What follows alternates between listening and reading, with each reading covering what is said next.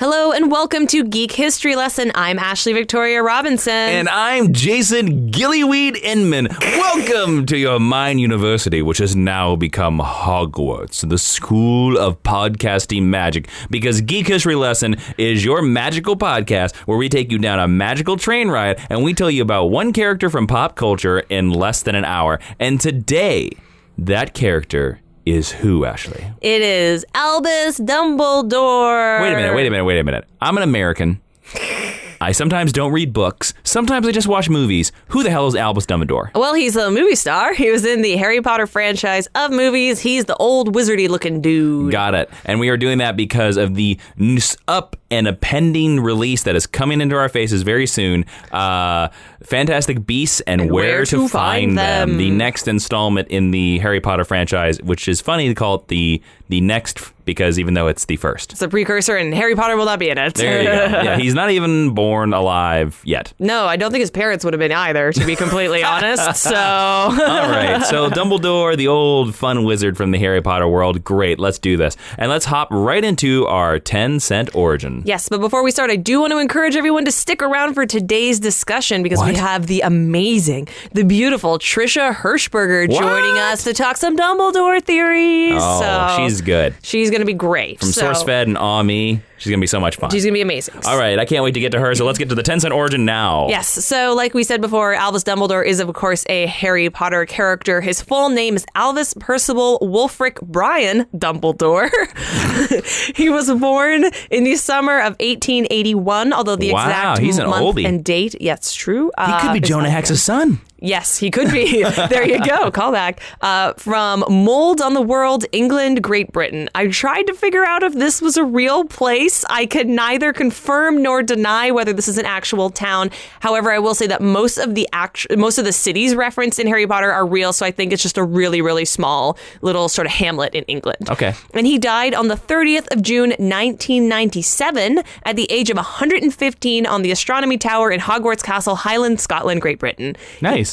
He's a half-blood wizard, which means he is half wizard, half human, or muggle, as we say in this particular reality. He is a former transfiguration professor and headmaster at Hogwarts School of Witchcraft and Wizardry, where he was previously a prefect and head boy. He's kind of an overachiever. All right. He also served as the supreme mugwump of the International Confederation of Wizards until 1995, and the chief warlock of the Wizengamot until 1997, when he passed. And he is one of the most famous LGBTQ fictional characters of the modern age, who was also awarded the Order of Merlin First Class and has famously been played by Richard Harris and Michael Gambon in the original Harry Potter franchise of movies. Yes. And that is his whole 10-cent origin. Yeah, it's his really quick and condensed origin that we just gave to you. Now let's talk about the meet cute, the section of this podcast where we like to say where we first encountered the character of Dumbledore for the very first time. I have a feeling this is going to be like one of two answers. Yeah. Kind of like Game of Thrones. I'll go first. Please. I first met the character of Dumbledore, of course, in the very first Harry Potter movie, the Harry Potter and the Sorcerer's Stone, as it is called in the Americans, because I know it's the Philosopher's Stone. Everywhere else in the world. Oh, across the pond and other places. I saw this movie, I remember, on Thanksgiving. I think it came out in 2001. Yes, same year as Lord of the Rings. Yep. And I remember wanting to go see it just because I had heard about it. But I, at that point, had been not interested in the books at all. Mm-hmm. But the trailer to the movie looked intriguing. And of course, as was the tradition, me and my younger sister, Catherine, we decided to go see a movie every Thanksgiving, every Christmas. We always did that. Nice. And Harry Potter and the Sorcerer's Stone was that movie. And that's where I met Dumbledore. And I knew Dumbledore because he was played by Richard Harris from Unforgiven. Fabulous actor. The great Clint Eastwood Western. There you go. I knew we were going to come back to Westerns. Where did you first meet Dumbledore, Ashley? So the Harry Potter thing hit Starbucks, I knew it. Yeah, there you go. Hit Canada a little bit before it hit the United States, just because we obviously have a closer tie to like Britain and British culture. I got them for Christmas in 1999. Okay, can I ask, you said you got them, how many books? I got the set of the first 3. So at the time was only 3 out? Yes, only the first 3. I got like a box set of the first 3. Right. The British children's version. In Canada, you can get either the British children's version or the American children's version. What's the difference for listeners that don't know? The difference is that the British children's versions are the versions that J.K. Rowling wrote, and the American children's versions have a different cover. And words like, instead of jumper, it'll say sweater. Instead of trainers, it'll say sneakers. Instead of philosopher's stone, it says sorcerer's stone. So instead of bracers, it'll say suspenders. So, yeah, stuff like that. So it takes out all the British idioms. Yeah, which I think is very strange. I think it's like kind of a rude thing to do to your readership. So I got the British children's version, and that's the version that I have collected for the rest of my life. I didn't like the cover art, though. I don't really like the cover art on any of the Harry Potter versions, I'm not gonna lie, but I read them later that year, I think, because I had nothing else to read, and I fell in love with them, and then the movies came out, and I was like, oh, these aren't as good as the books. Okay. Like, I never drank the Kool-Aid on the Harry Potter movies, even as a little kid, but I loved the books, and it was the first thing I ever got to stay up to midnight to wait for it to come out, was the 4th Harry Potter book. The 4th Harry Potter book. Yes, the Chamber of Secrets. It was like Chamber of Secrets is the second one. Order of the Phoenix. I don't know what the 4th one. Goblet of Fire. I was like, I'm not even that far into Harry Potter, and I can name them all just because of the movies. It's Philosopher's Stone. It's Chamber of Secrets, Prisoner of Azkaban, Goblet of Fire, the one that I don't like. Order of the Phoenix. That's the best one. That's the best one. The something Blood Prince. Half-Blood Prince. Half-Blood Prince, and then you can't name them. The really long one that they wander in the woods. The Deathly Hallows. Yeah, the most boring one. So I lied. I'm sorry. That's okay. We're on the same page. All right, that's cool. That's interesting. Yeah, that's it. That's all I got. So I met him in 2000. All right, cool. And he's still been a good friend, and that's why you're here teaching the Geek History lesson, History 101, about Dumbledore, where Professor Ashley is going to take you to school, children. She's going to sort you into a sorting hat, make you sit on a wooden bench that looks like it's from the 19th century, and you're going to sit there and you're going to listen to this lesson about Dumbledore. Yes, and we're going to be in Scotland because Scotland is cool. So I have broken this lesson down by specific time periods because Dumbledore is really, really old. Yeah, here's the thing. I've already learned something. I didn't realize that he's as old as Wolverine. He's a gajillion years old. And just so that you have maybe a sense of what the world was like when these events were taking place, I think that's very impactful. So the first section takes place from 1881 from his birth until 1892 to the age of 11. Okay. So Albus Percival Wulfric Brian Dumbledore. I'll just call him Albus. I just think it's funny. Like, Brian just seems so like arbitrarily thrown in there. Was born to parents Kendra and Percival Dumbledore in the summer of 1881 in a mainly wizarding village of Mold on the World, which again, I could neither confirm nor deny whether that is a real place. The early years of Dumbledore's life were marked by tragedy when his younger sister, Ariana Dumbledore, was attacked by a group of Muggle boys who saw her performing magic and were frightened by what they saw. This is something that is referenced in the Harry Potter franchise, if it sounds familiar. Yep. Ariana was left mentally and emotionally scarred by the event, and her magical powers were left severely altered and would manifest themselves on rare occasions, usually in random and destructive ways, as one would suspect. His father, Percival, was heartbroken and set out in search of his own brand of justice and subsequently located the Muggle boys and attacked them as they had attacked his daughter. In retaliation, his father was sentenced to Azkaban, where he later died, choosing the sentence over explaining why he attacked the boys, as it would have meant Ariana being taken away and cared for, being sent away from her family. Interesting. So he was more important about keeping the family together than revealing, like, yo, I beat the crap out of these boys because of my daughter. And I mean, if you think about the way the world would have been at the time, sanitariums, even wizarding sanitariums, would probably not have been the safest place to send someone, regardless of their mental state. It's essentially a death sentence. Yeah. So he decided that he would go die instead of sending his daughter off. To escape the accusing eyes of the wizarding world, Kendra Dumbledore, his mother, who was non-magical, moved her young family to the village of Godric's Hollow, which is fictional. And like Mold on the World, is a mainly wizarding village. Now, Jason, do you know who Godric's Hollow is named after? I'm going to say Glorious Godfrey, the servant of Darkseid. That's a good guess. You got the alliteration right. It's named after Godric Gryffindor, who founded Hogwarts and the Gryffindor house. Yes, he's first mentioned in the 7th book, the one where they run around the woods a lot. Yeah, exactly. And Kendra was rebuffed by all of her neighbors, and she rebuffed them in return, with the eventual exception of Bathilda Bagshot. Kendra preferred to be left alone, and Albus learned not to mention his sister or his father in public. Now, those who are familiar with Harry Potter and the Deathly Hallows, or as Jason liked to calls it, we walk around the woods a lot, should remember the important role that Bathilda Bagshot will go on to play in Harry's life. So he lives in Godric's Hollow until he is 11 years old. So now we're going to talk about the 7 years that he goes to Hogwarts for, because when you're a Harry Potter wizard, you only have to go to school for 7 years. And he's going to Hogwarts in the 1800s. From 1892 to 1899 in the 19th Again, century. It's still blowing my brain that he was alive in the 19th century. I know, because it's like so long ago. So even like the thing about it, like it's been already said that he's going to appear in Fantastic Beasts, the Fantastic Beasts franchise. He could be in his 50s. Yeah. By that, because that's in the 1930-ish. It is. 20s. I don't know if it's set in the 20s or the 30s. But still, he could be in his 40s. Yeah. He'll be like a real person. That's crazy. All right, keep going. He'll be the most adult. So, Albus began attending Hogwarts School of Witchcraft and Wizardry in the autumn of 1892 and was sorted into the Gryffindor house, where all the heroes of the Harry Potter franchise wind up. Gryffindor! Yeah, that's actually not a bad sorting hat. Thank you. His first... Gryffindor. It's a little sinister. You got to say Slytherin like that. Slytherin. There you go. His first year was met with much whispering about his father's crime. Many of Albus's fellow students mistakenly believed that, like father, like son, Albus must hate muggles. Oh, so it was public knowledge that his dad was in Azkaban. Mm-hmm. Okay. And that he was there for beating up a bunch of muggles. They just didn't know why he beat up all these muggles. So everybody at Hogwarts is like, his dad doesn't like humans. Mm-hmm. And see, we're getting into some nice metaphor for some race relations at the time.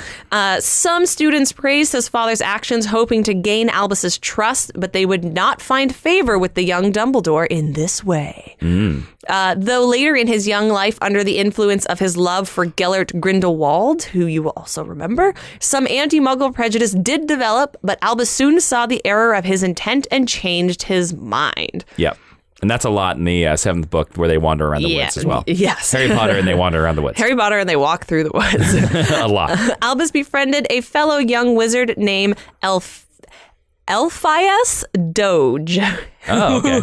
Who was a dog. Who is not a meme. Who is not a meme, yeah. All the wizards do have really crazy names, so just bear with me.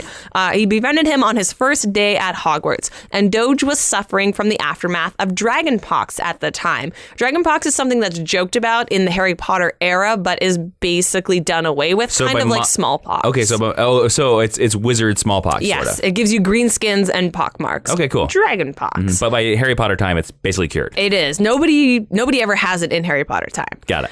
Albus, however, demonstrated his uncommon kindness and willingness to look past the surface and find inner beauty in people by befriending Doge during this time.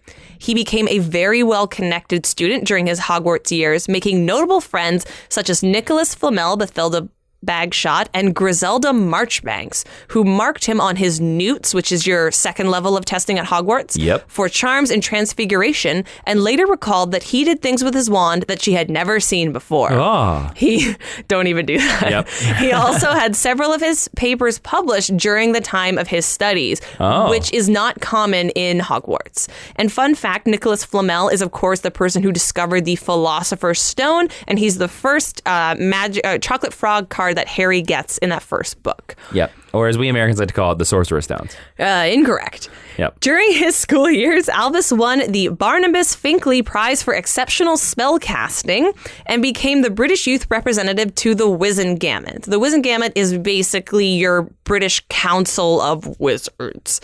And he received a gold medal for groundbreaking contribution to the International Alchemic Conference in Cairo. Because I guess it was safe to travel to Cairo in the late 1800s. It probably was.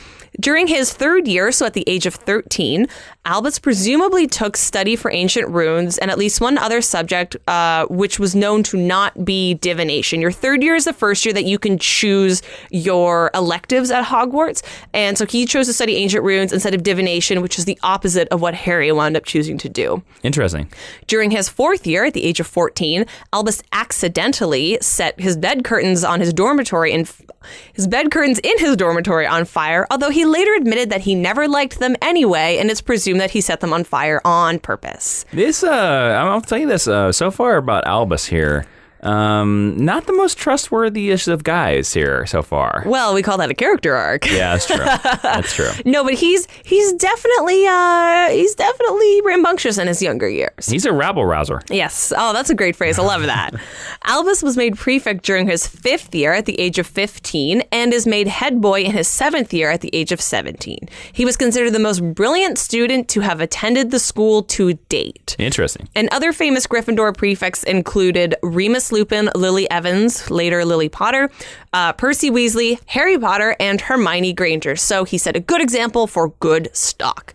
So then he goes on, of course, to graduate from Hogwarts. We are in 1899, and we're going to talk about the next 20 years up into 1929. So we're going to cover the beginning of the 20th century. After graduating from Hogwarts in June of 1899, Dumbledore planned to take a traditional grand tour of the world with his friend Doge, who we've been talking about. The meme. Yes. The grand tour is like when people take a gap year to travel to all the important sites of the world. Oh, so it's like hitchhiking through Europe. Yeah, it is wizarding gap year. Got it. So you just basically go and you see like Stonehenge and other magical places. However, tragedy ensued on the eve of his departure when his mother Kendra was killed by an outburst of Ariana, his sister's uncontrollable magic, leaving Albus as the head of his own broken family. He also has a younger brother who we're going to talk about in a little bit, so he is suddenly responsible for his mentally ill sister and his younger brother, which at the age of 17 is a huge amount of responsibility, whether or not you are a wizard and whether or not you're a good wizard. Albus returned to Godric's Hollow full of bitter resentment at his situation, feeling trapped and wasted. Really? And that may seem dramatic, but I think when you're 17, it's a pretty realistic reaction.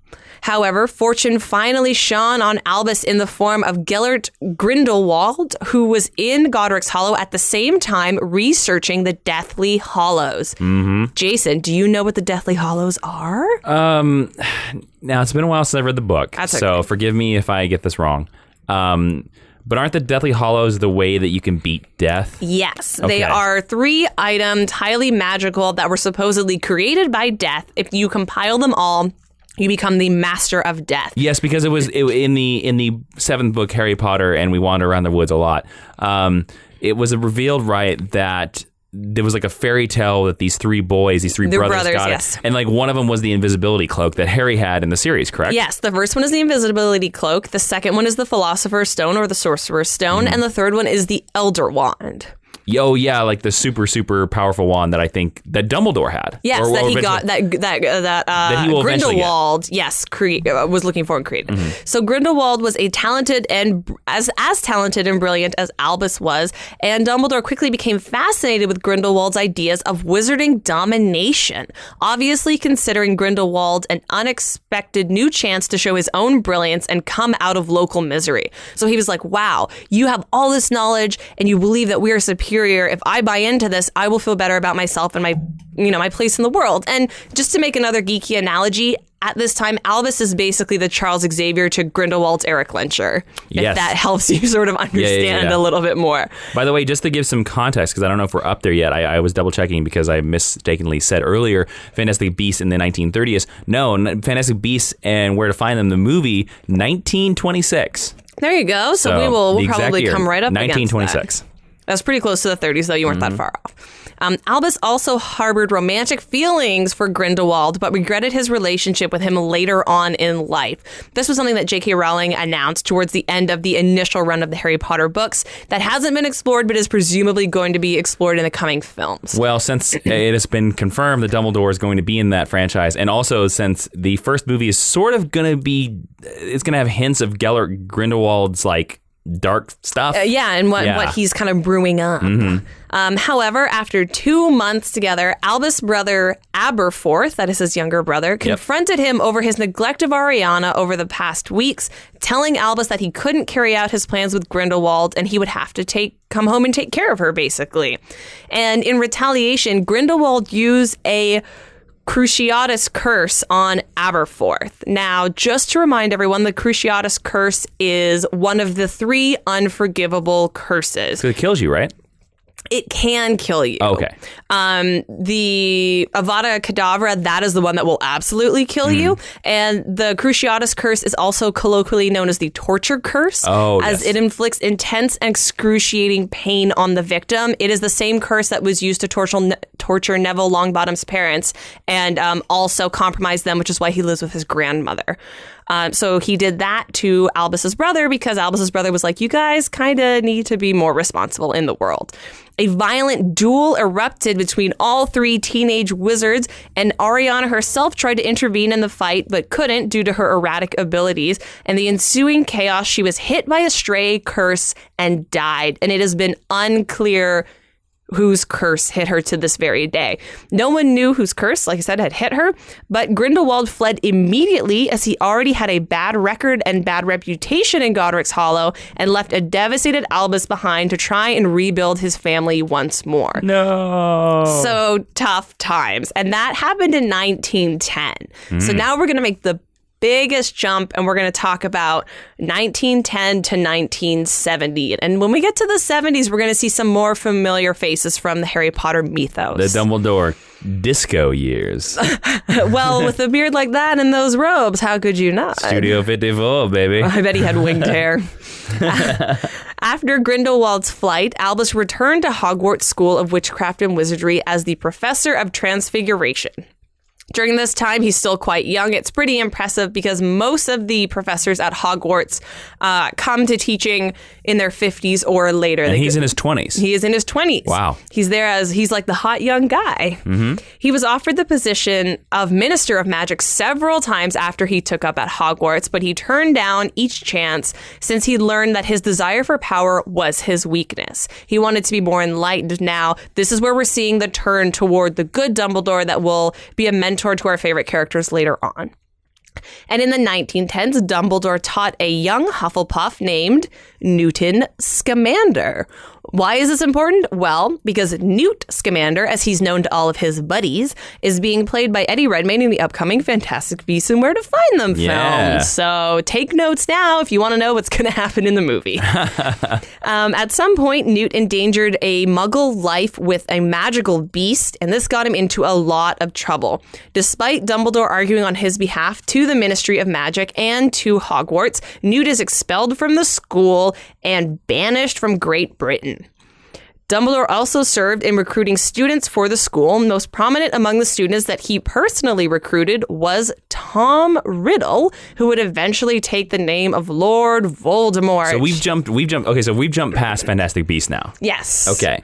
So all we know, because of course a lot of this is going to be like a news story, is that Newt Scamander was a Hufflepuff. He liked magical creatures. Somehow, probably accidentally, judging by the tone of the movie, he endangered the life of a Muggle. He was expelled from Hogwarts. We'll probably see that in the first movie. Probably in the first act of the first. And because at the time of this recording, Britain. we have not seen the movie yet. We have not. Okay, so all right, so we're jumping ahead now. Can I ask just a ballpark question? Sure. You said that he just recruited Tom Riddle. As we all know that Tom Riddle is known as Voldemort, becomes Voldemort.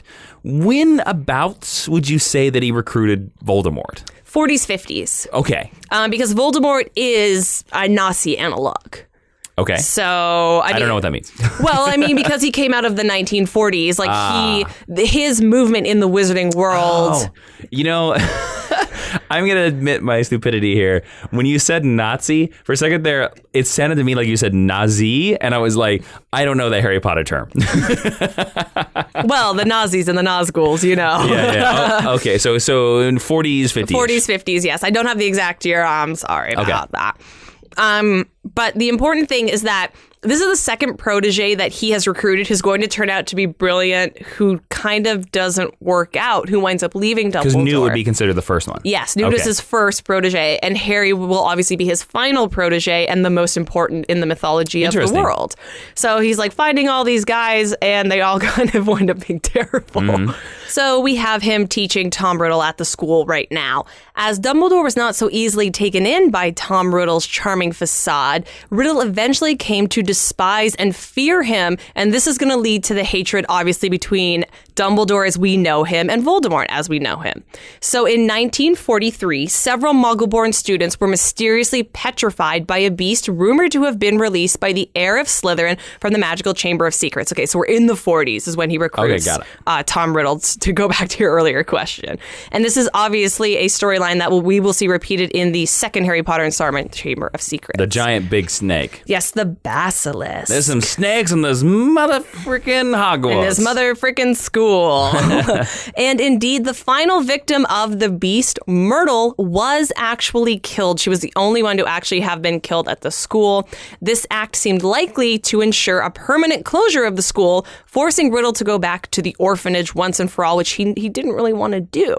While Albus rightly suspected Riddle was behind the attacks, the aspiring dark wizard expertly framed Gryffindor student Rubeus Hagrid as the perpetrator, getting Hagrid expelled, which would eventually lead to him becoming the groundskeeper. The groundskeeper. The gamekeeper. What is that even? He could also be the gamekeeper. Maybe he loves board games. He also loves fantastical beasts. Yes, there you go. As we know later on. Myrtle, of course, goes on to become a stable ghost of Hogwarts known as Moaning Myrtle.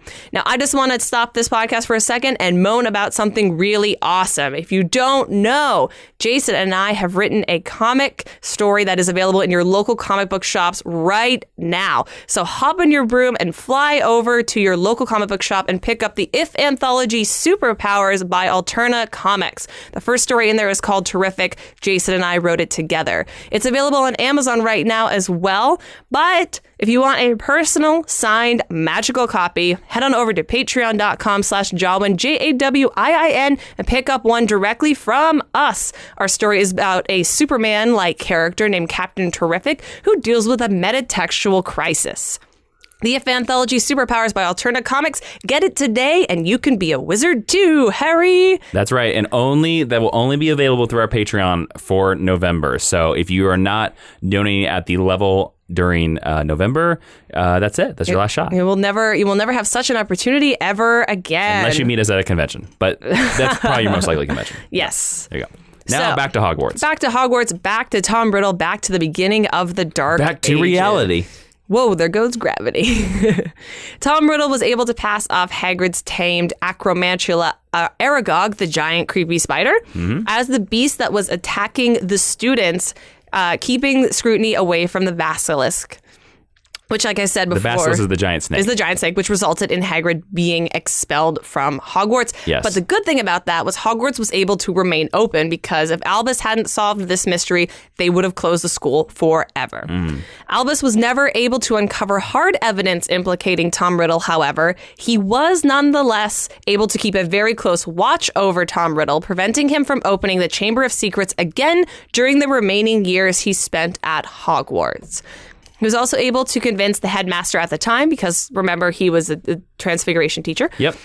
To allow Hagrid to remain at the school as the groundskeeper in training. Yeah, and Hagrid loses his wand because of this, too. He does, but as we know, it's a punishment. They snap your wand in half. He keeps it and he puts it inside the umbrella, which we see him carrying around throughout the Harry Potter series of books. However, as Albus was educating young wizards and witches, Gellert Grindelwald, you remember him, was still at large in Europe, building up an army, and had already found one of the Deathly Hallows, the Elder Wand, which he was using to terrorize the continent. Interesting. Okay, so before we get too deep into this, all right, again, we haven't seen Fantastic Beasts, but like part of the reason why we chose this lesson was to a little bit like kind of like break down what they could do, since it's going to be like a 5-movie franchise now. I kind of think this is going to I kind of think the Fantastic Beasts franchise now is going to kind of carry over decades.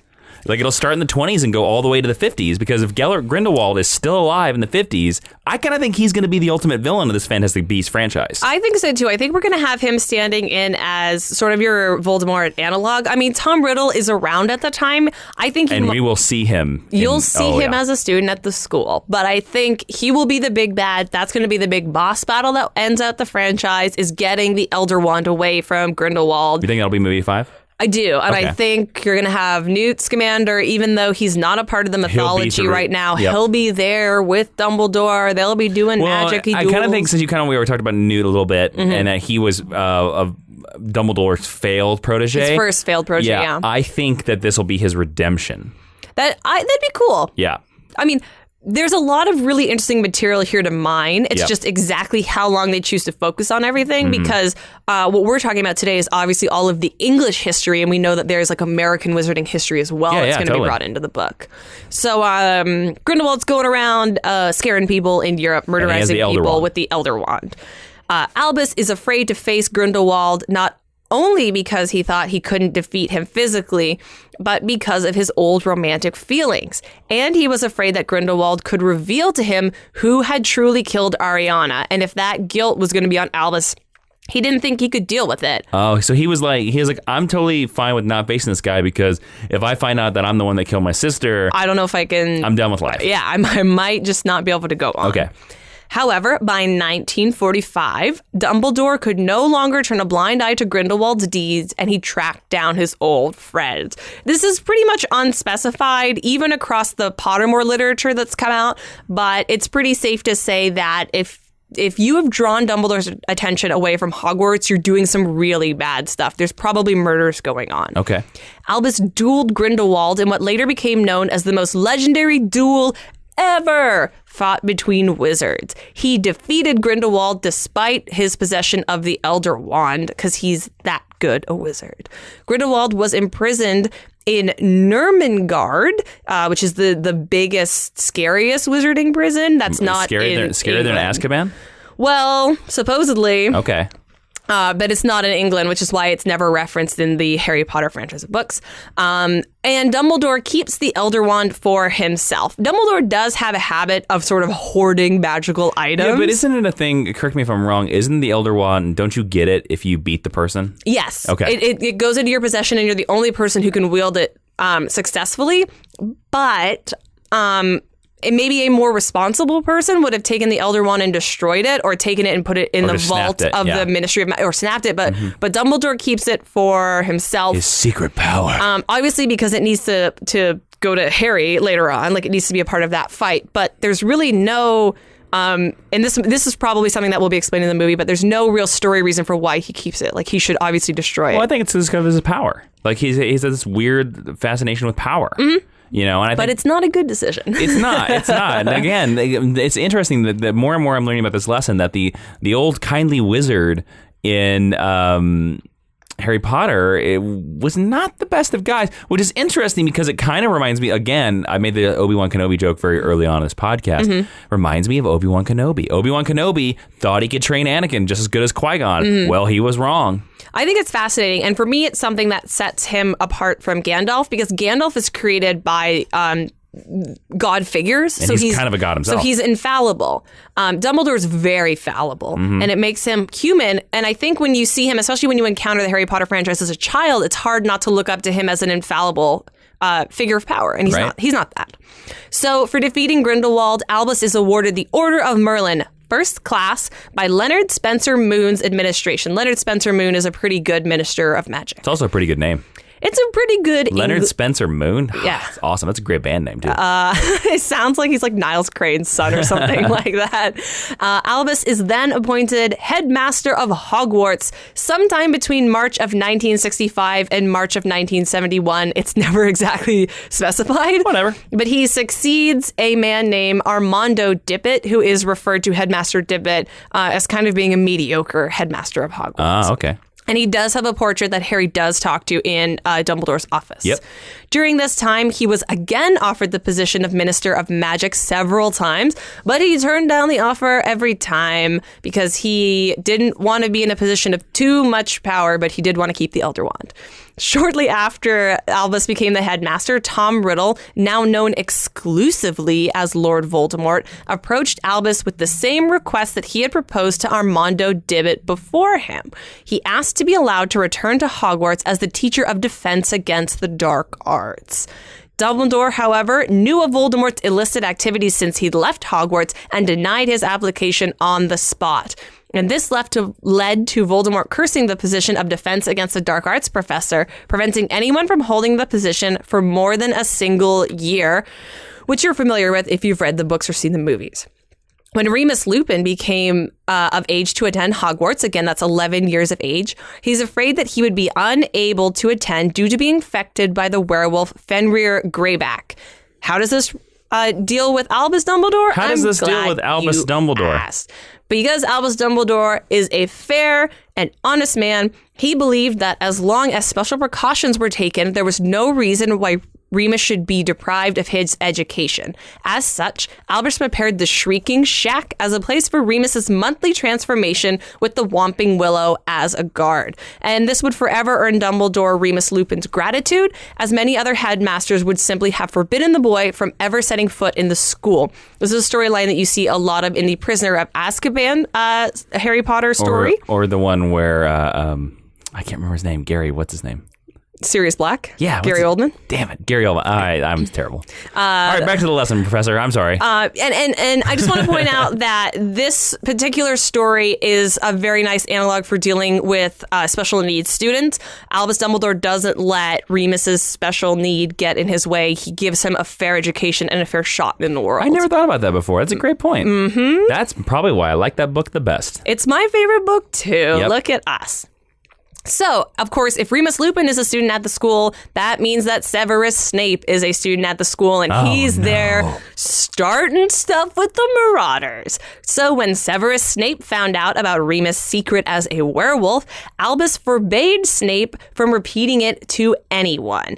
And Snape does use this several times throughout their career at the school to try and get Remus expelled and to try to get the upper hand, and he kind of has to be smacked down by Dumbledore for it. And this is one of the gazillion reasons why I don't like Severus Snape. Let's explain real quick for anybody that's not familiar. Who are the Marauders? Oh, the Marauders. I'm sorry. The Marauders are Remus Lupin, Sirius Black, Peter Pettigrew, and James Potter. They are 4 Gryffindor students who are the best of friends. And because Remus is a werewolf, the other 3 illicitly learn how to transfigure themselves into animals so that they can help him when he's in his werewolf form. They create a map called the Marauders Map that lets you see where everybody is inside the school. They are legendary students at Hogwarts School of Witchcraft and Wizardry. Now, this James Potter guy, why should I care about him? Well, he's Harry Potter's dad, so he's like important by proxy. Got it. And he gets murderized before the book starts, so you don't really have to worry about it that much. I actually think he's like the least interesting of the bunch because like he's just Harry Potter's dad. Aside from that, and he's good at sports and like that's it. You know, he's like a mediocre student and then he dies. Fair enough. So as headmaster, Albus would help students more directly, kind of like he did for Remus Lupin. And they even had an Albus Dumbledore homework help club that would meet every Friday in classroom E13, although that does go on to be resolved in his older age. Would Albus be there and like help people out? Is that what it was? Yeah. Oh, okay. Yeah. It was like, come talk to the headmaster? Basically, he was like, hey, I'm particularly good at transfiguration, but as the headmaster, it means you're supposed to be good at everything. You're like the principal of the school is supposed to be good at everything. So he would let people come to this classroom on Friday and he would tutor them. That's great. Yeah, he's a pretty great guy. Why didn't I hear more about this in the movies? This is something that's specifically from the Pottermore, the extension stories in the universe. Now, you've said this a couple times too, as well, and I just want to clarify for our listeners who aren't the biggest of Harry Potter heads like I am. What is Pottermore? You've mentioned it several times. What is Pottermore? So there's the original Harry Potter books, then there's the original Harry Potter movies, the 8 movies, and then there is it's a website / video game interactive experience called Pottermore where You play through the chapters of the books, basically. Okay.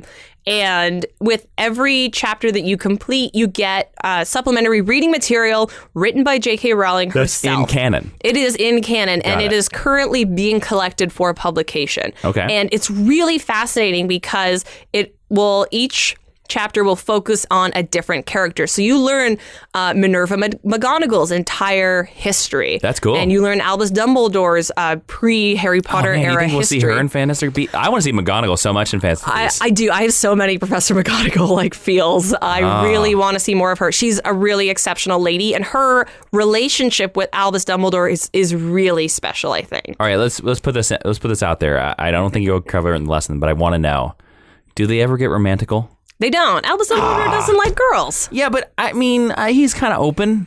And she's beautiful. She is beautiful. No, she actually marries a muggle. Interesting. And he dies when she's quite young, and she never remarries. Oh, okay. Interesting. So she's kind of like a war bride in that way. All right. No, I mean, to my knowledge, I don't know. Maybe there'll be some secret that'll come out, and I'll look like an idiot. All right, back to 1970s Hogwarts. Right. So now we're going to take another jump. We're going to jump another decade. We're going to talk about 1970 to 1981. All right. So, Lord Voldemort is around, right? And he is starting his first rise to power in 1970. So, in retaliation to that, Albus Dumbledore founded the Order of the Phoenix, which, of course, the fifth Harry Potter book introduces to readers, a secret organization of witches and wizards willing to risk their lives to fight Lord Voldemort and his Death Eaters, which are, of course, the name of his followers. As the only wizard Voldemort has ever truly been afraid of, Albus Dumbledore was the perfect leader for this organization and was a significant contributor to the fight against Voldemort. It was a big deal, too, for him to come out against Voldemort because there were a lot of people, again, to carry the Nazi analog forward a little bit. They were like, maybe he's not so bad. Right, who were just like, oh, maybe if he's over there and I'm over here, everything will be okay. Maybe we should kill the Muggles. Yeah, they can't find their keys. Who knows? Yeah. Later on during the war, Albus was approached by another person who wanted a job at Hogwarts, a lady named Sybil Trelawney, who applied to become the professor of divination. And these were lessons that Dumbledore didn't like and was thinking about phasing out and had barely considered to be part of a necessary education for young wizards and witches. Remember when we talked before about how he didn't take divination? Because he thought it was silly. Although, because he's a nice guy, Albus does give her a chance. Also, because she was the great-great-granddaughter of a celebrated seer named Cassandra Trelawney. Cassandra is a really interesting name for this character because Cassandra is an oracle in Greek mythology. To his disappointment, when he interviewed Sybil Trelawney at the Hog's Head Inn, he came to the conclusion that she was not a real seer and that he had wasted his time. However, as Dumbledore was about to leave, Trelawney fell into a real trance and made a prophecy about the birth of the one who would have the power to vanquish the Dark Lord, who would be born to, quote, those who have thrice defied him, born as the seventh month dies. This astonished Albus, but as it turned out, the Death Eater, Severus Snape, had overheard most of the prophecy. He was in the same tavern. Yeah, he's in the Hog's Head. He's spying on them. God damn Severus. He's so bad. But had been caught in the act of spying and ejected from the tavern by Aberforth Dumbledore, Albus's brother, who was also there. Who runs the inn. Mm-hmm. Yeah. And Dumbledore hired Trelawney in order to protect her from the Death Eaters, basically. He's like, I think you're pretty useless, but I think divination is silly. So he hires Trelawney and brings her to Hogwarts to keep her safe from the Death Eaters. And because divination is not something he takes really seriously, it doesn't matter if she mostly doesn't know what she's talking about. Later on, Severus Snape approached Albus again, having already told Voldemort about the prophecy. And he was shocked by the fact that Voldemort had concluded the prophecy was about Harry Potter, the son of James Potter and Lily Evans, who was Snape's own beloved childhood friend, as you see in some of the flashbacks. Albus Dumbledore made arrangements to ensure the safety of the three Potters, and he advised them to stay hidden in their house in Godric's Hollow, where he himself had lived, which was protected by a Fidelius charm, which is like a safekeeping charm. However, their secret keeper, who the Fidelius charm works by, you have a secret, you pick a secret keeper, you attach the secret to them magically, and nobody else will know unless they can get it out of your secret keeper. Yeah. Their secret keeper, who Dumbledore believed to be Sirius Black, but was actually Peter Pettigrew, betrayed them and resulted in Lily and James's death at Voldemort's hands. And this directly leads to Sirius being arrested and held in Azkaban for the next 13 years because everyone assumed that Peter Pettigrew died and that Sirius Black had been responsible for the death of basically all the rest of his friends. However, as Voldemort attempted to murder baby Harry Potter, the curse backfired due to Lily Potter's love for her son and destroyed his corporeal form, only keeping a tiny part of his soul alive to terrorize everybody in about a decade. Dumbledore, who likely already knew by then that part of Voldemort's soul had concealed itself within Harry, made sure that Harry would be kept safe with his family, the Dursleys, the Muggle part of his family, despite them not being selected as his guardians in any event of James or Lily's death. And his spells also ensured that Voldemort could not harm Harry there as long as he could live with his family. So as long as he was living with his family, nobody could come and get him. As long as he was living with his Muggle family, Voldemort can't touch him. Can't get anywhere near him. Albus also convinced Severus Snape to help him protect Harry, although Dumbledore secretly planned to allow Voldemort to kill Harry in the end, which would destroy the final piece of Voldemort's soul stuck inside Harry. However, he also hoped to influence Harry into being such a good person that he would willingly go to his death and sacrifice his life for the later good and allow him the chance to choose between life and death in the very end. So he's basically trying to lead a lamb to slaughter, but doing it in a really nice way. Mm-hmm. It's one of those, we're doing this for the greater good kind of decisions. Yep. It's a questionable decision, but it's maybe not the worst one. Albus Dumbledore gave Snape employment at Hogwarts as the potions master, kind of in the same way that he did for Trelawney to keep him safe, and later defended Snape against the Ministry of Magic, who were at the time rounding up and arresting remaining Death Eaters. Dumbledore attended many Death Eater trials, including that of the Lestranges and Barty Crouch Jr., often as a witness for the prosecution.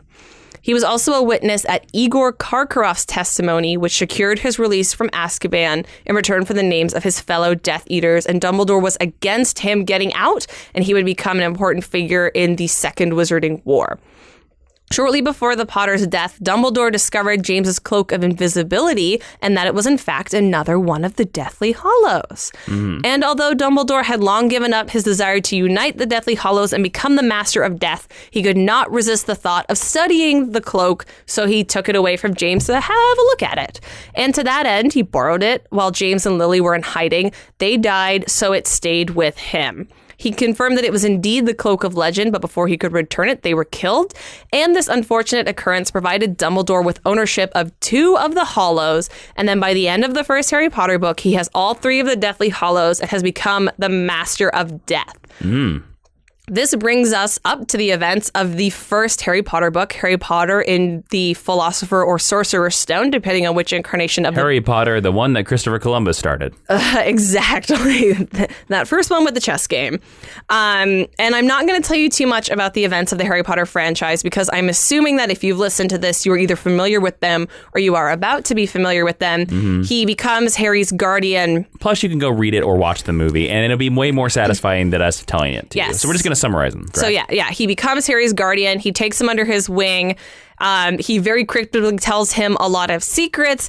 He eventually dies and then comes back as a spirit. Those are kind of the really main things that you need to know about his appearance there. And he is Harry and the reader's gateway into past events, into a lot of the history that I've told you about today. And that is your history of Albus Dumbledore with 4 middle names stuck in between that. Well, let's recount how does Albus Dumbledore die? Because we mentioned that in the very beginning, and we know that, of course, there are 7 Harry Potter books. Mm-hmm. Dumbledore teaches Harry Potter during the first 5 or 6, does various things. But in the 6th book, Dumbledore is killed. How exactly does that happen? Okay, so during the events of Harry Potter and the Half-Blood Prince, through a series of events, Draco Malfoy is charged with killing Albus Dumbledore. So up on the roof of the Astronomy Tower, which is the tallest tower in Hogwarts, it is Lucius Malfoy, Mrs. Lucius Malfoy, whose first name I forgot. We don't even know everybody this Draco, Bellatrix, and Snape, and they're going to be there, and they're going to kill Dumbledore, and Harry's watching, and Draco can't do it because he's kind of a coward and not actually that evil, so Severus Snape curses Dumbledore and kills him in the rain on the roof of the astronomy tower. And he gets knocked off the tower. He does. But the important thing about that is that Dumbledore sacrifices himself in order to save Harry and his friends so that Harry can make the ultimate sacrifice and save the world. Yes. So, and also, isn't it a little bit of the thing? Because if Snape kills Dumbledore, then Snape gets the power of the Elder Wand. Yes. And not one of the true Death Eaters. Exactly. And it's more important that the power of the Elder Wand and thereby the Deathly Hallows goes to Snape, who's supposedly essentially good, as opposed to the Death Eaters, who are all really, really evil. Got it. Cool. And is that for the end of the lesson of Dumbledore? That is, because then he dies. Huzzah. And he's dead. All right, let's move on into recommended reading really, really quickly. Yes, recommended reading, where we are going to give you some books that you should read if you like everything we talked about in the podcast, and you can go to geekhistorylesson.com/recommended reading, guys. You go over there, and we have an entire list of every book that we've ever recommended. You can click on the little widget, you can go to Amazon, you can buy that book, you can read that book, you can enjoy that book, you can be like, oh, that's what Ashley was talking about. And when you do that, a little bit comes back our way, helps keep the Mind University lights on. All right, so the recommended reading for this episode is going to be pretty straightforward. I'm definitely going to recommend the original series of Harry Potter books, the first 7. They are, on average, really, really, really great. You can buy them all in a completed set right now. If you need more than that, there are some supplementary books. You can get Fantastic Beasts and Where to Find Them. You can get Harry Potter and the Cursed Child. They don't deal as much with Dumbledore, but he definitely makes some cameos in there. And then if reading is not your thing, you can also go check out the 8-movie adaptation of the original book series as well. Cool. So that's that. Let's roll right into discussion. Yeah, so we're going to have a discussion all about Dumbledore and some crazy fan theories with Trisha Hershberger. You might know Trisha Hershberger. She's from SourceFed Nerd. Aw, me. You might have seen her at movie fights. You can also see her on her own YouTube channel where she does awesome shows like The Naked Truth, and she's a huge Harry Potter fan. So let's go right to Trisha. Thanks for joining us in Geek History Lesson, Trisha. Yeah, thank you guys so much for having me. I'm excited to be here. So we're going to start out in the grand tradition of Geek History Lesson here at the Mind University and ask you, what is your meet cute with the Harry Potter franchise? How did you first meet these characters, and what is it that you love so much about them? I first got introduced to Harry Potter by my little sister, and it's because I lost a bet, believe it or not. I was that jerk of an older sister who was giving her a hard time about everything, and I was like, ugh, I can't believe you like that Harry Potter stuff. That's for kids. And she was like, I tell you what, and I don't even remember what the bet was over, but she said, you know, if I win, you have to read the first Harry Potter book. And she did win. And so I read the first Harry Potter book. I read Sorcerer's Stone or Philosopher's Stone, depending where you're from. And I read it in a day. And then I came back to her and I was like, hey, so do you have the second one? And she was like, oh, my God, best moment ever. And so, yeah, from then on, I was absolutely hooked. I've always been a big fantasy literature fan. So I really thought that Harry Potter was a kid's series. And I think a lot of people make that mistake. And, you know, if you're just reading the first book or you don't give the entire series a chance, there is still a bit of a chance that you would think that. But I feel firmly by the time you get to Goblet of Fire, at that point it's not a kid's series anymore. But yeah, it's just an amazing, amazing series that influences way too much of my life as an adult, probably. I wish that my sibling would have made bets like that with me. That seems amazing. It was always like, if you lose, I'm going to smack you. Yeah, well, it was definitely her proving that she was right, and she won full throttle. Nice. So, Of course, the second question has to be, which house are you in, Trisha?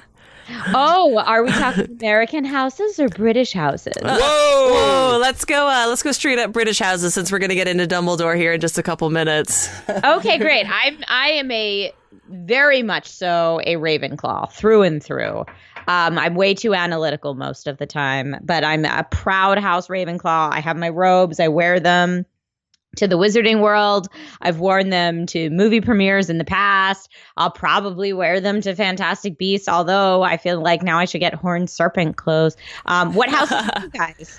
We're definitely two Gryffindors. We're both Gryffindors. But look at you, the brave. That's right. True. The foolhardy.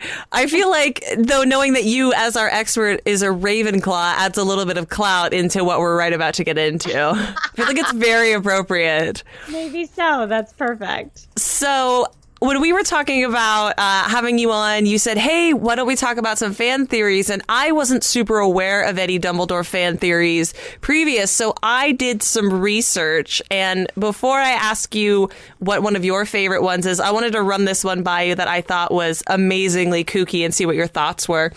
There is a very prevalent fan theory that Professor Dumbledore is, in fact, a time-traveling elder Ron Weasley who's gone back to the past to protect his best friend. No.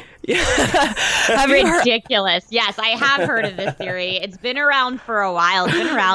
It's been kicking around for more than 10 years now, for sure. Oh, my God. Yeah, this theory is so ridiculous. And I mean, if you really want to get into proving it, yes, Ron and Dumbledore don't have much interaction throughout the entire series. And Dumbledore seems to know what's going on all the time. And Ron was there to know what's going on all the time. And these are the kind of things that people point out to say that Dumbledore is actually Ron Weasley. And I think I've even heard so far as they're like, people are like, oh, they enjoy the same kind of candy, or they look similar because they're both described as tall and thin with a long nose. And it's like, guys, seriously, I don't know. That one to me is very far-fetched. And I believe that J.K. Rowling has come out and said, good try, but nope. On that one. Does nobody ever point to the fact that Ron is kind of a crappy wizard and Dumbledore is supposed to be one of the most amazing magic wielders of his or any age? This just sounds like a theory made up of Ron fans. I mean, Ron is a very special person in my heart, but come on now. I am maybe one of the biggest Ron Weasley fans out there. I love Ron. And as much as that does do something to discredit the theory to say that, Ron's not a great wizard, at least in the time that we see him while he's going through Hogwarts. That's true. And Dumbledore's a great wizard. He could learn over time. I would support that. But yeah, it makes zero sense to me. I feel like that's one of those far-fetched, I was up too late on Reddit and thought that this would be a great idea. Oh, it's something like, they both really like Bertie Bott's Every Flavor Beans or something like that. Oh, really? It's the other parallel that people draw. And I'm just like, all right, you're stretching it just a little. Was Reddit around 10 years ago? I think it might have been LiveJournal when this theory was cooked up. Yeah, the late spaces of the internet. Yeah, for sure.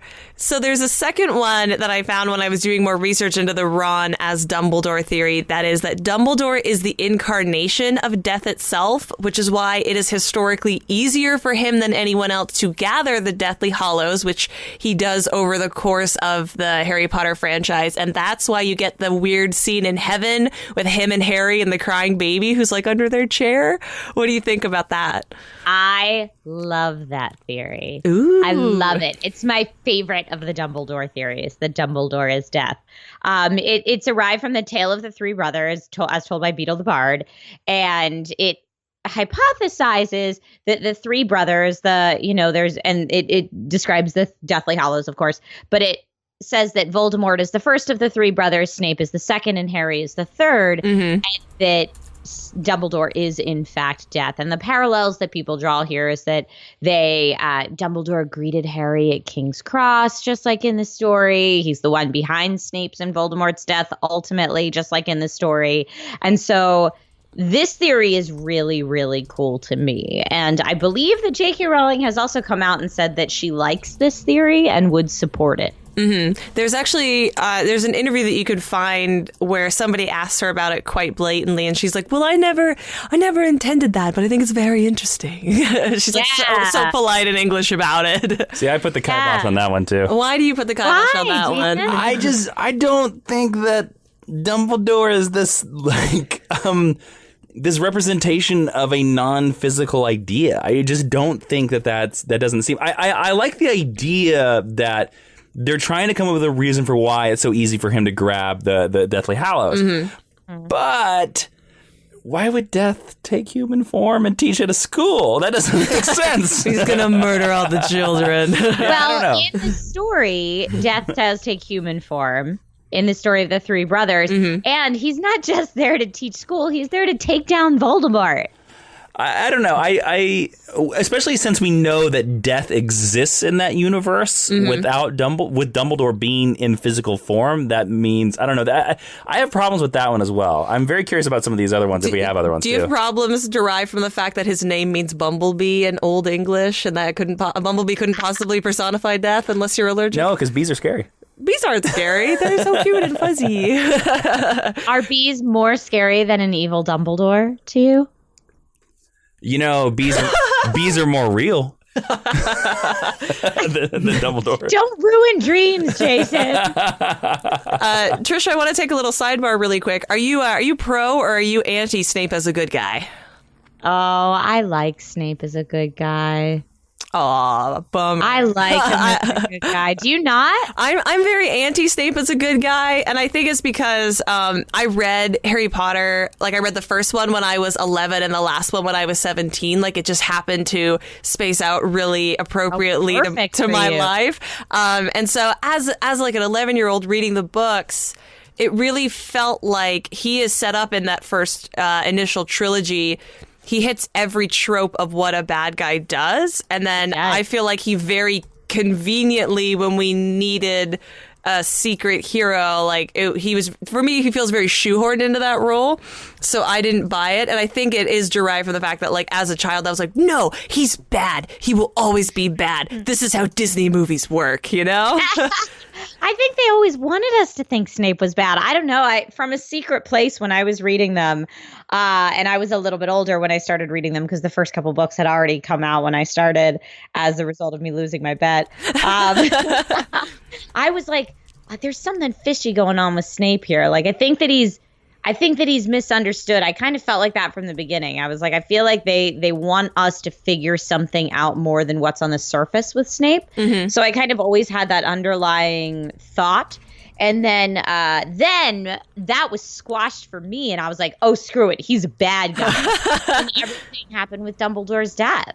You know, I was like, oh, man, I take it all back. I thought he was misunderstood. He's a jerk. He's got to go down. You know what I mean? And then when you get towards the end, then you're like, oh, I get it. He's just misunderstood. See, I think that's fascinating. So I feel like they do the opposite with Dumbledore. Like, he's set up as this sort of beautiful, wizardly mentor, and then he's kind of a jerk toward the end. Like, he throws Harry to the wolves. Well, yeah, because we have this discussion in our podcast in this very lesson that does Dumbledore love Harry? Because I don't think he does.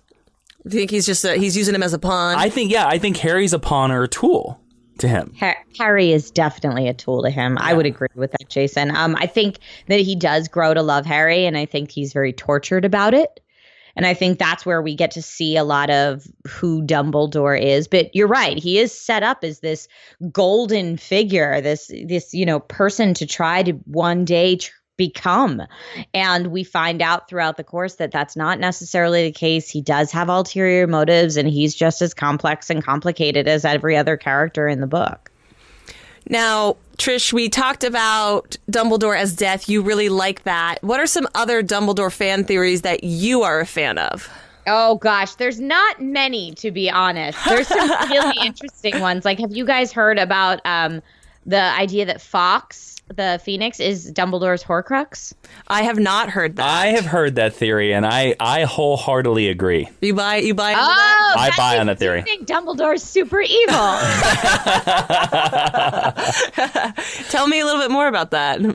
So, as it goes in the stories, to make a Horcrux, you have to murder someone and do something horrible that's unspeakable. Yeah, Grindelwald. So the theory says that, even though, from what we know, Dumbledore didn't deliberately murder anyone, he did have a lot of guilt about the death of his sister. He did blame himself for that. And so the theory goes that since he did pin his sister's murder on his own lack of care and neglect, he maybe could have performed some dark magic and created a Horcrux, and that's how we got Fawkes.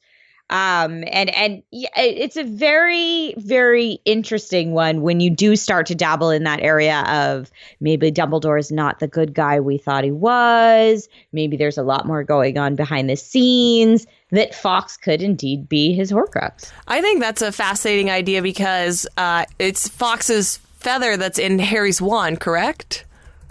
It's a phoenix feather. I don't believe it's Fawkes's. I thought it was Fawkes's. I actually thought it was specifically from Fawkes as well. Well, maybe we're both crazy. But if that is in fact the case, then that's an even stronger tie. And either, sort of this bond, if a piece of Dumbledore's soul essentially is inside the wand that Harry wields. I like that. That's a really cool idea. And that's one that J.K. Rowling came out and was like, I don't like that one. Like, she was like uncomfortable about it. I forget what the exact quote was, but she was like, no, I don't like it. Well, according to our very quick research, it is in fact a phoenix feather from Fawkes. You're correct. It is from Fawkes, and so is Tom Riddle. So they're from the same phoenix. Oh, so then it makes Dumbledore has a bunch of, like we talked about in our lesson. Evil? No, he has a bunch of like failed characters that he mentored, and one of them is obviously Tom Riddle. So it's fascinating to me that his phoenix feathers also from Fawkes, especially if you think about it as, oh, this is a Horcrux. No matter what J.K. Rowling said, because the fans know better. Sometimes they do. Do you know of any particular theories that tie more strongly into Voldemort or Tom Riddle? I know I'm putting you on the spot here a little bit. I don't. I'm trying to think. There's some really interesting ones about the Dursleys. There's some interesting ones about Draco.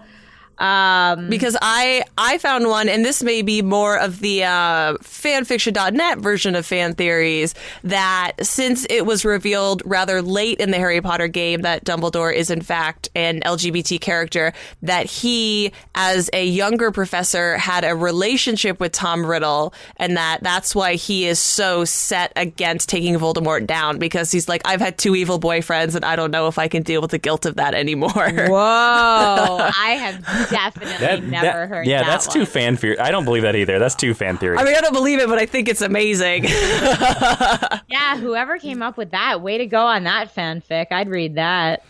You mentioned Dursleys. What does it have to do with the Dursleys? I didn't find any of that in my research in particular. Yeah, so the theory for the Dursleys is that the reason that they're so nasty to Harry is because they'd been living with a Horcrux for so long.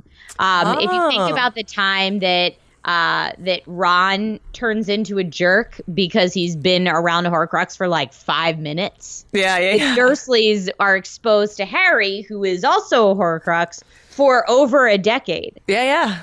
And so that maybe they're not just awful, awful people. They were just under the effect of the Horcrux, which is an interesting theory. That is really fascinating. I buy that. That theory for me makes the rather blatant child abuse a little bit easier to swallow, because even if you're assuming that he comes to them under magical means, like, Harry has to have paperwork down the line. Like, somebody in the government knows that he is living with the Dursleys. There should be someone who's there to check up on him. And if Child Services is going to come a knockin', they have to notice that he's sleeping in a cupboard under the stairs, right?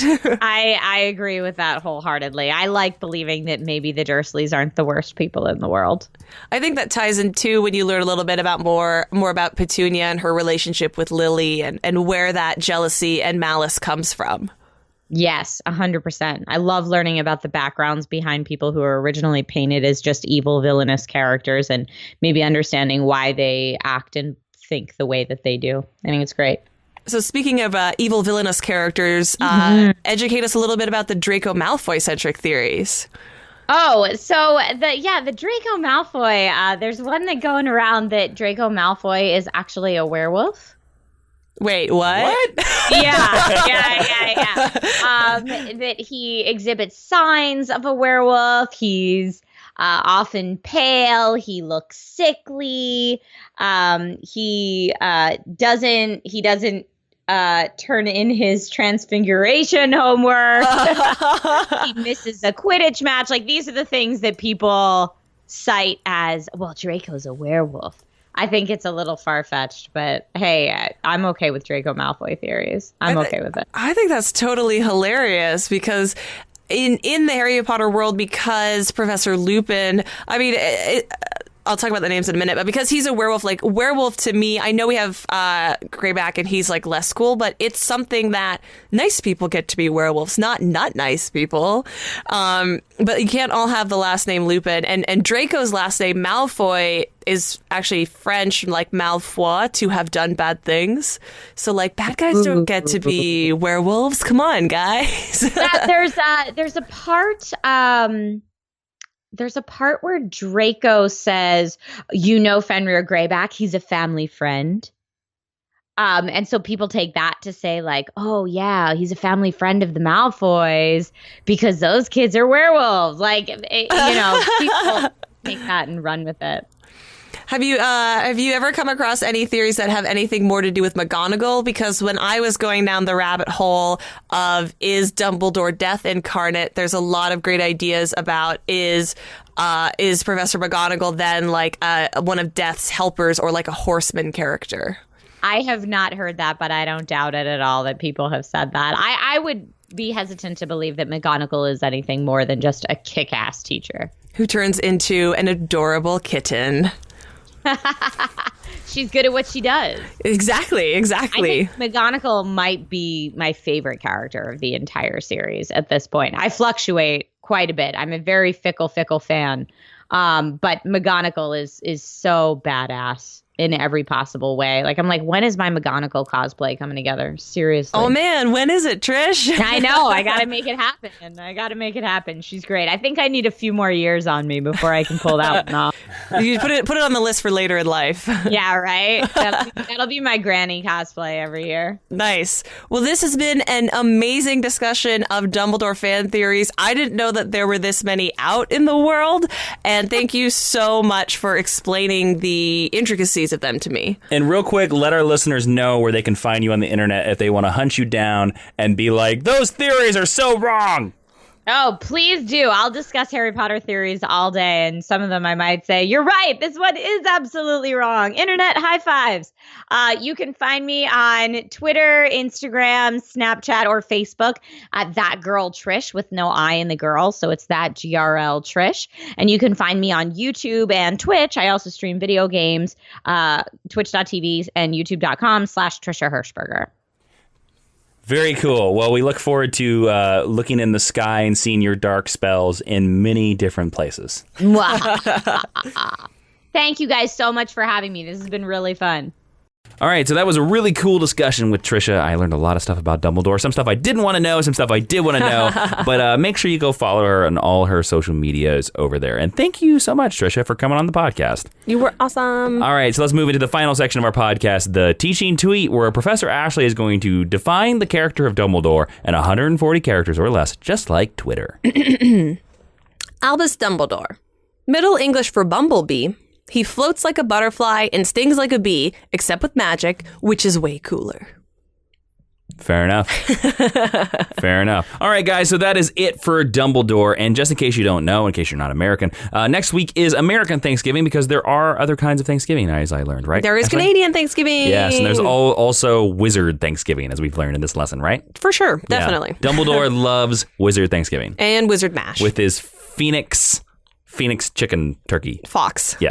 Yep. You bake that thing, you put a green bean casserole right next to it, and you love it. They eat Phoenix for Thanksgiving. Yeah. It would taste delicious. It's amazing. Self-cooking. Right. So we're going to be enjoying our Phoenix Thanksgiving. So there will not be a new lesson of Geek History Lesson or our Patreon podcast, Geek History Lesson Extra, next week because we will be celebrating with some friends and some family. So if you want to listen to Geek History Lesson, you're going to have to go back and listen to some old ones. And that will do it for our entire episode on Dumbledore. Guys, don't forget to head on over to patreon.com/Jawiin so you can listen to Geek History Lesson Extra. We're going to have a little bit more talk about Dumbledore and other various things. What will today's subject be of the Geek History Lesson Extra? Today's subject will be Dumbledore and other magical mentors. Oh, interesting. You can only hear that on patreon.com, so head on over there and give some support. Guys, don't forget you can listen to the Geek History Lesson podcast on iTunes, Stitcher, SoundCloud, Google Play, and all kinds of various places you can find on Google. And if you head on over to iTunes, you can leave us a review, and it helps other listeners find the podcast just like us, and just like you and us together. We do this. That's how we do this podcast. But you can leave us a review over there. And if you do, we're going to read it on the air. A review just like this one. This one came from postage_stamp, and it says, came for Blue Beetle, stayed for everything else. That's a good review. I love it. I like it. So head on over to iTunes, leave us a review, and it helps out the podcast, helps grow the podcast, and lets us communicate and thank you directly. Ashley, if they want to suggest future weird wizardry lessons like Dumbledore, where can they do that? Well, they can do that at geekhistorylesson.com or facebook.com/geekhistorylesson. There's a bunch of different ways to contact us in both of those places. And guys, don't forget, you can complain to us about our wizardry knowledge on Twitter. For me, at Jawiin, Jawiin, and for Ashley, at Ashley V. Robinson. And also, if you're in the mood for more geeky talk, head on over to youtube.com/Jawiin. You can see us all the time talking about geeky stuff like The Flash and more.